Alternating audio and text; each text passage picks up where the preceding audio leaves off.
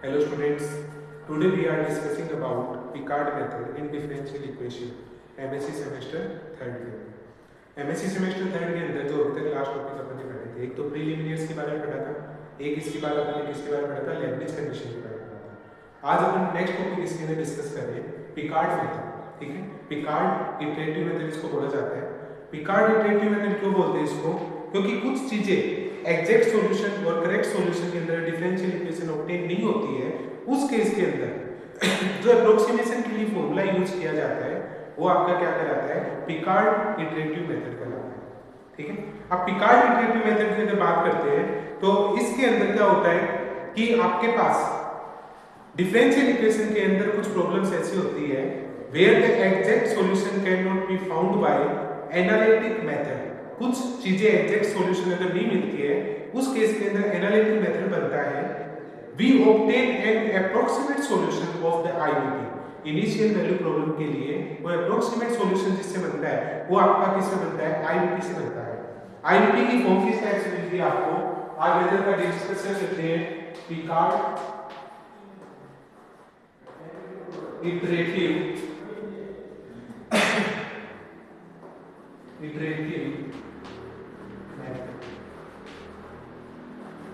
Picard iterative method. ठीक है, IVP आपको किस टाइप से मिलती है?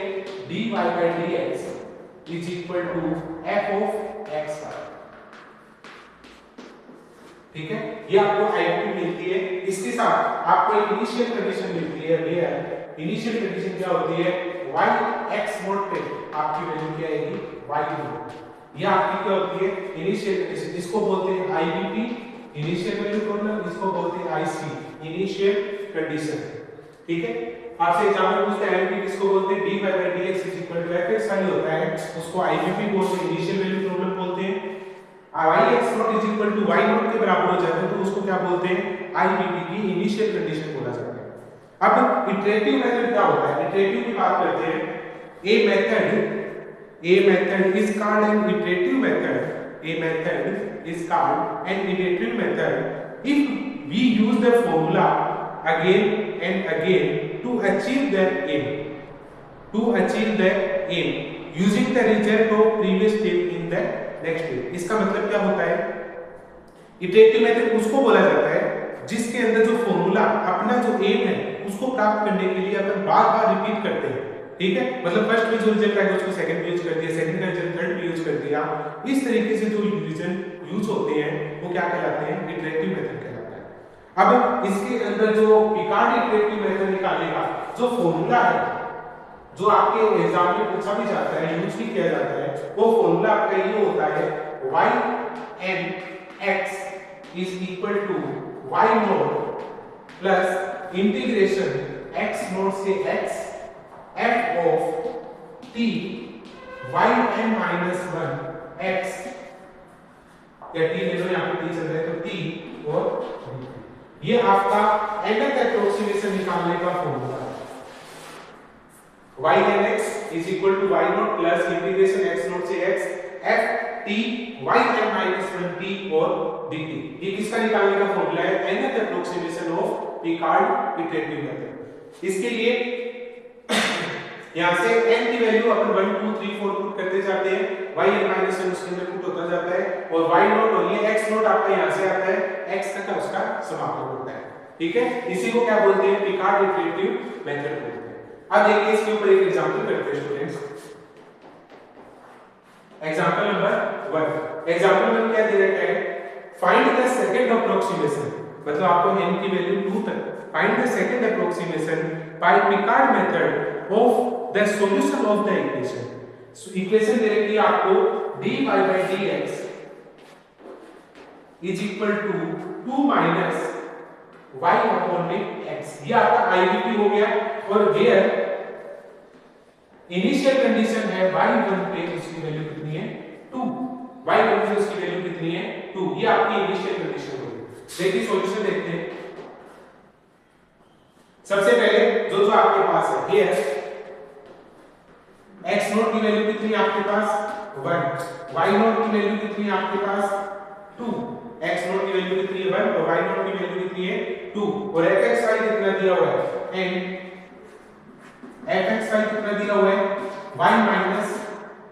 2 माइनस y अपॉन में x, 2 माइनस y अपॉन में x।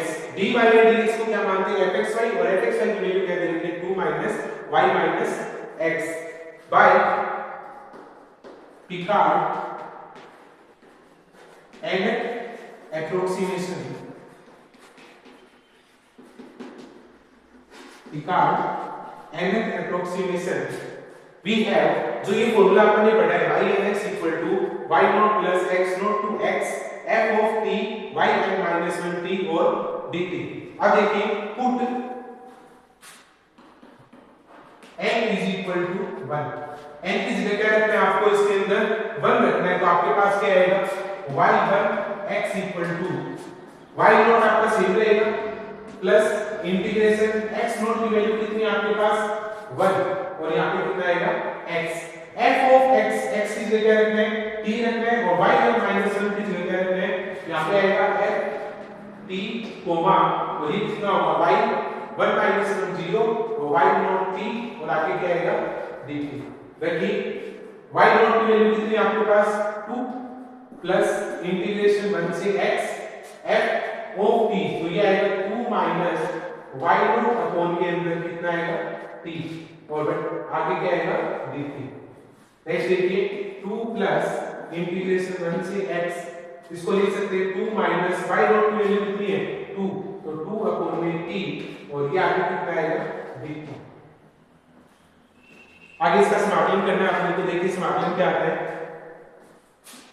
2 प्लस 2 का करोगे तो 2t माइनस 2 log t, और लिमिट कितनी आपकी 1 से x, 2 प्लस 2t, तो ये हो जाएगा 2x माइनस 2 log x, 1 रखोगे तो माइनस का 2 माइनस माइनस प्लस, और ये कितना आएगा 2 log 1, 2 log 1।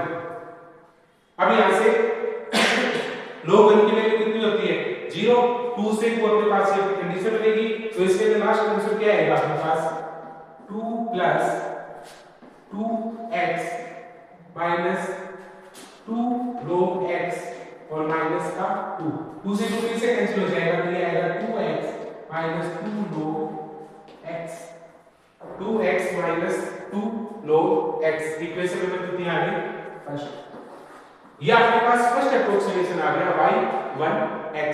अभी आपको क्या निकालना है सेकंड अप्रोक्सीमेशन निकालना है। देखिए स्टूडेंट कैसे लिखेगा,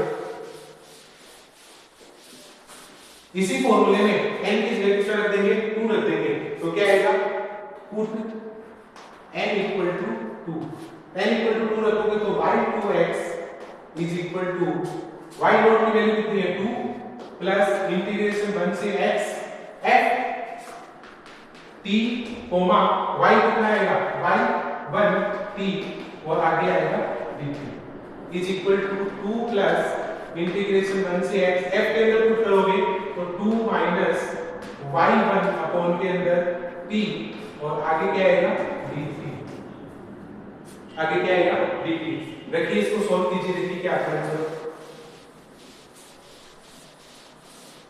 आंसर को सॉल्व करेंगे तो क्या आएगा 2 प्लस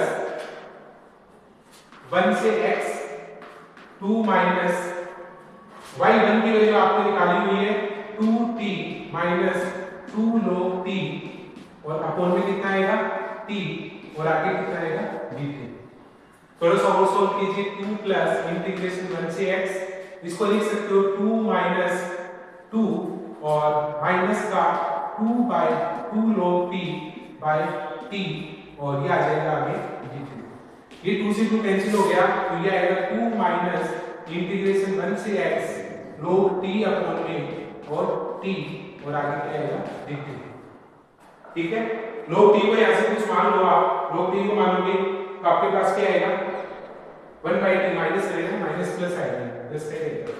ठीक है, log t को मान लो, यहां से सीधा आपके पास क्या हो जाएगा अवकलन इसका विद्यमान है, तो ये पूरा क्या हो जाएगा log t हो जाएगा वापस से, तो आपके पास क्या आएगा इसका 2 प्लस ये आपके पास समाकलन करोगे तो ये समाकलन आपके पास आएगा इसके अंदर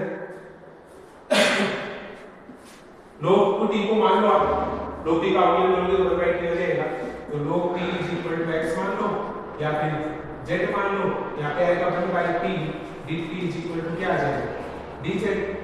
और लिमिट की बात करोगे तो लिमिट चेंज कर लो, इंटीग्रेशन 1/x वापस इनपुट कर देंगे तो ये कितना आएगा रो t की जगह z और ये कितना आएगा dz। ये आपके पास क्या होगा 2 प्लस z का क्या होगा z² 2, ठीक है। और यहाँ से इसकी लिमिट क्या है 1 से x, 1 से x और सोल्व कीजिए तो ये आएगा 2 प्लस 1/2 z² की जगह रखोगे तो log z आएगा तो z की जगह x हो जाएगा log x² माइनस log और वापस से कितना आएगा 1 की, ये log 1 की स्क्वायर ही है, log 1 की स्क्वायर, log 1 की स्क्वायर फिर से 0 हो जाएगी तो आपके पास कितना आएगा।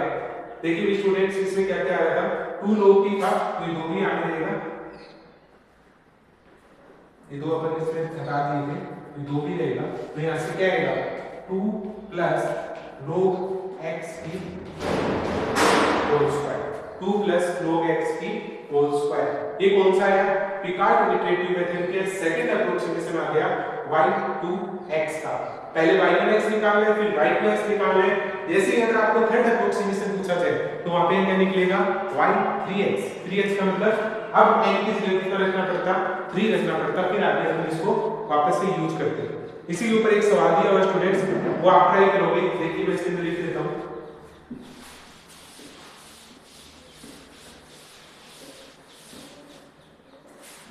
आपको सवाल दिया हुआ है, इसका एग्जांपल नंबर 2 है, आपको दिया हुआ है use Picard method third approximation तक निकालना है आपको।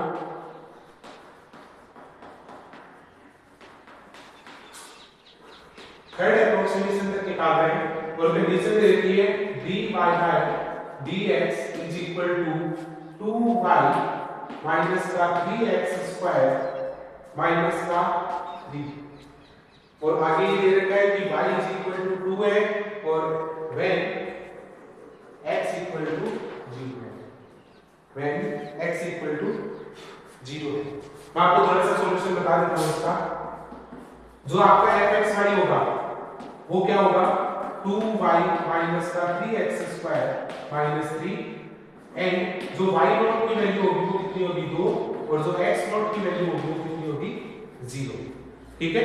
और इसको फॉर्मूले के अंदर रख लीजिएगा स्टूडेंट्स और इसको आगे कंप्लीट करोगे उसी तरीके से जैसे हमने अभी वाला ये सवाल किया था, same as example first.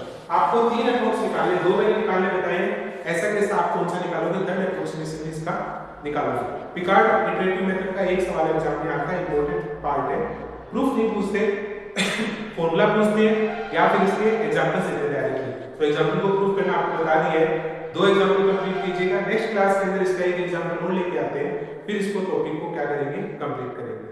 Okay student.